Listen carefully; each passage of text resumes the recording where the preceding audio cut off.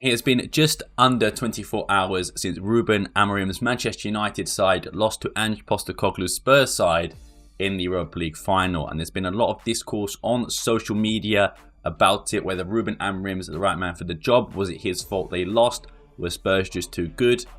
Who knows? But in this video, I'm going to give you my take on what I think is the problem with Rúben Amorim and Manchester United, and if there's any silver linings or anything like that.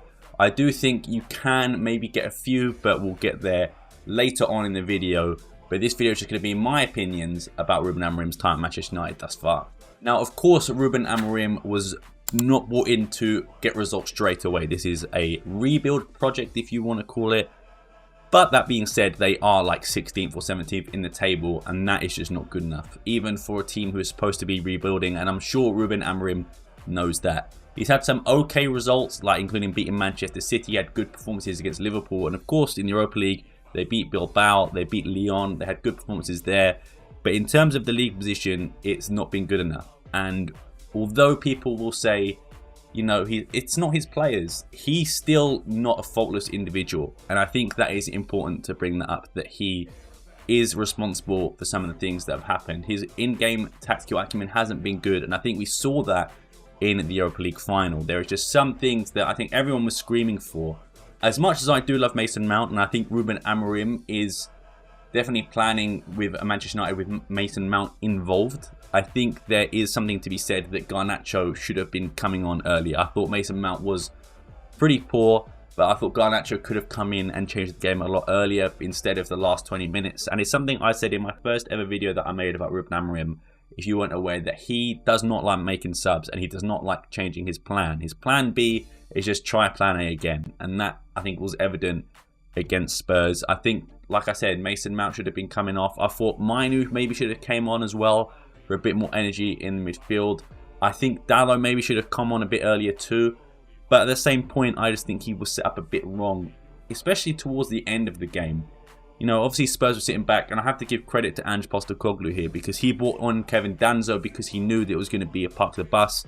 He was able to adapt to the situation, something that Rúben Amorim wasn't able to. And you have to give credit to Ange that he was able to do that, because he could have just kept the same philosophy, the same tactics, and they might have, you know, conceded. But he brings on another centre back for a forward, making the sort of park the bus mentality, and it's what won him the game, and it's may what keep him in the job next year as well. So fair play to Ange Postecoglou. You can't take away anything from Spurs. They were, I think, the better defensive team on the night. Offensively, they weren't that good, but they managed to hold United down to not scoring. So you have to give them credit. Some incredible clearances from, you know, Mickey van der Ven. Vicario made some great saves. There was great defensive structure all around. Romero had Maguire absolutely fuming. I do love to see things like that. And Maguire lost his head from like the last 10 minutes onwards. So fair play. That's why Christian Romero is a World Cup winner, I suppose.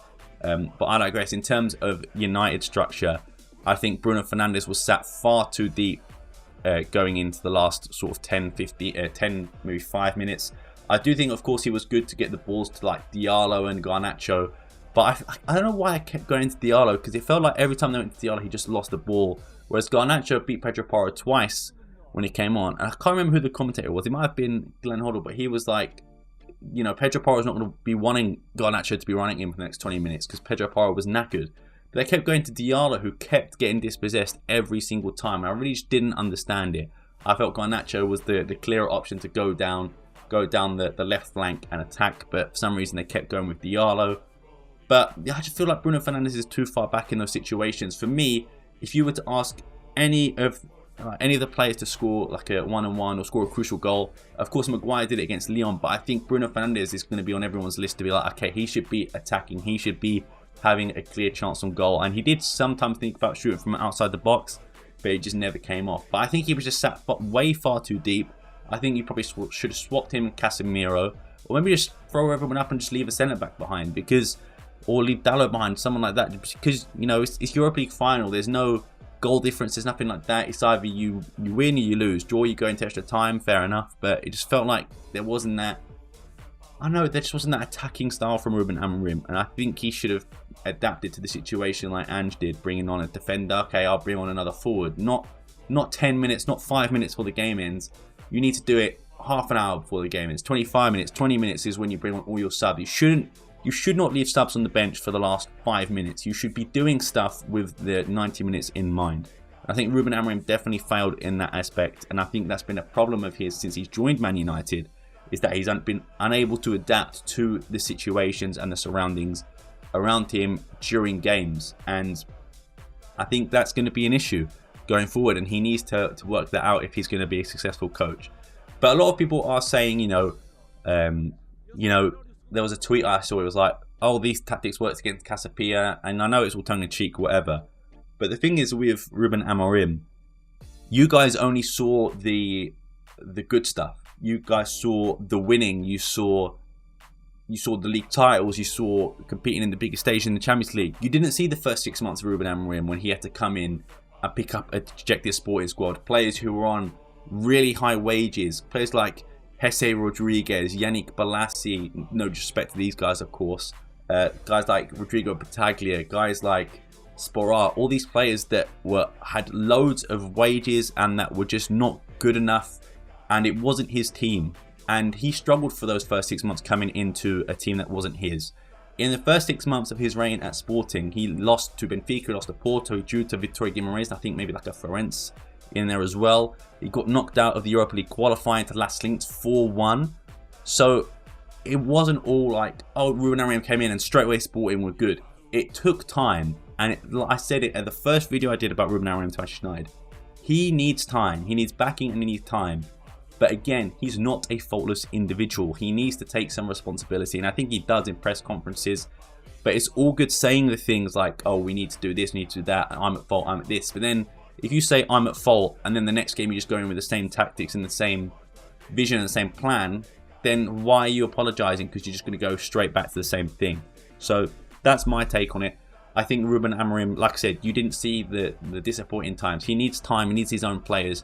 People say, you can't blame Rúben Amorim, it's not his own players. And I do see that as a 50-50 argument. 50% I agree with, but the other 50%, you look at guys like Thomas Tuchel, came in at Chelsea with 6 months and won the Champions League with players that weren't his. And you could find other examples as well. There are so many things that you can make an excuse for, but being 16th in the Premier League and losing the Europa League final to Spurs, again, no disrespect, because I think a lot of people written off Spurs already in that final. I think a lot of people just said, oh yeah, Man United are going to win. I think Man United were definitely the heavy favourites going in. And then fair play, like I said, Ange Postecoglou managed to see out the result. So I think maybe it was just a little bit of over expectations for Rúben Amorim Manchester United. But I just think Rúben Amorim needs to improve. But I was talking about silver linings at the start of the video. I think there can potentially be, I've got two silver linings. One is that they're not in the Champions League, not in Europe. And obviously that's a bad thing for financial and for the staff and, for Ineos, whatever. I don't claim to be a financial expert. I don't know how much that's going to hurt them or, hinder them, help them, whatever. But this can be a good thing for Man United. They're not going to have an overexposed schedule like the rest of the teams are. They're also not playing in the Club World Cup. So they've got a good 2-3 months to rest players. But they've also got a good 2 months of pre-season for Rúben Amorim to start building his tactical prowess with Manchester United and bringing in the players that he needs. And of course, maybe not qualifying for the Champions League says goodbye to players like Gyökeres and players of that calibre. But I think Manchester United still have the pull to bring players in and still have the sort of stature in the game to bring players like that in. Maybe not on Gyökeres level, but still good players that can improve the team. And I think Bruno Fernandez said he's going to stay as well. I know you obviously can't take players' words in press conferences or whatever, post-game interviews. You can't take players, words for truth because they'll do whatever suits them at the end of the day. But I genuinely think Bruno Fernandez does love Manchester United, and I don't think he'll leave. I think he wants to stay, and I think that's just the character that Bruno Fernandez is. But I think the silver lining in this is that you're not going to have an overexposed schedule. You're not going to be playing in the Champions League or Europa League week in, week out. You're not going to be doing all that travelling. You're going to have total focus on the league, getting a good league position, getting Europe and the FA Cup and the Carabao Cup too. So there's definitely some silver linings there. And I will say, when Rúben Amorim, like I said, he got knocked out of Europe, the qualifying in 2021 with Sporting, they didn't play a single game of European football after that and they won the league. I don't think Manchester United are going to win the league, don't get me wrong. But I just do think this can help Manchester United as a silver lining. I know obviously 100% they'd rather be in the Champions League or Europa League. But at the end of the day, they're not going to have that overexposed schedule They're not going to be having to fly places and come back on 2 days rest and then play a team in the Premier League like a Villa or Liverpool, whatever, or Manchester City, Arsenal are going to have. They're going to have the advantage on those guys because they're going to be playing week in, week out in Europa League in high-profile fixtures, whereas Man United are going to have that rest. They're going to be able to have more training sessions with the team and things like that. But most importantly, more rest. They've had so many injuries. Mason Mount is injured every other day. So is Luke Shaw. They've had many injuries. I think like ManU's been injured. Diallo was injured, of course. So I think Martinez had been injured this season, if not the season before. So they're going to have a lot more time to recover. And I think if he is back, if they have the money to back him in the summer, they should bring in players that would fit Rúben Amorim's system. I think they could do really well in the league next year. But that being said, Rúben Amorim has to learn from his mistakes. He can't just be going into the same sort of Rúben Amorim, oh, we're 1-0 down, I'm going to wait 10 minutes to bring on subs. Or I'm not going to bring on the subs that need to change the game because I really like Mason Mount. I'm not really a big fan of Garnacho. I just think that could have been improved on that aspect. And don't get me wrong, I don't think maybe if... I'm not saying if Garnacho came in that they'd win, but I think they'd have a better chance of winning than they did. But I digress. I think there's definitely some issues there, and Rúben Amorim is not at fault, as I said. I don't think he should be sacked. I do believe he will turn it around. But that being said, he has got a lot of work to do. And I include him, I include his coaching staff, I include Ineos, Jim Ratcliffe, the transfer policy, everything like that. It should be a joint team effort. They should be getting players that Rúben Amorim wants and can fit to his system. They need to get rid of players that aren't going to be here next year.